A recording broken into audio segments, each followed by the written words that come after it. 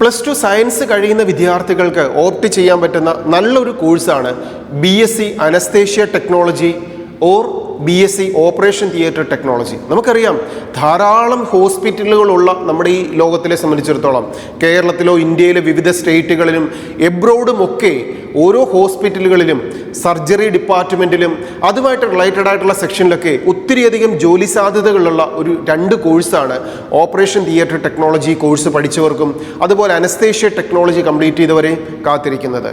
ഈ 2 കോഴ്സും കമ്പൈൻ ചെയ്ത് നമുക്ക് പഠിക്കാം. അത് കേരളത്തിൽ ഈ 2 കോഴ്സും കൂടെ കമ്പൈൻ ചെയ്ത് പഠിപ്പിക്കുന്ന ക്യാമ്പസുകളില്ല. കേരളത്തിന് പുറത്ത് നമ്മുടെ ചെന്നൈ അപ്പോളോ ക്യാമ്പസിൽ ഈ കോഴ്സ് പഠിക്കാനുള്ള സാധ്യതയുണ്ട്.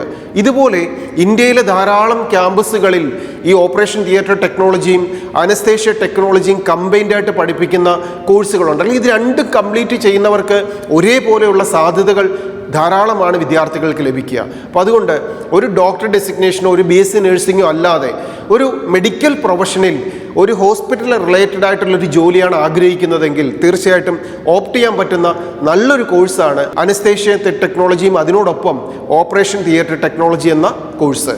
Study well, enjoy your future. All the best.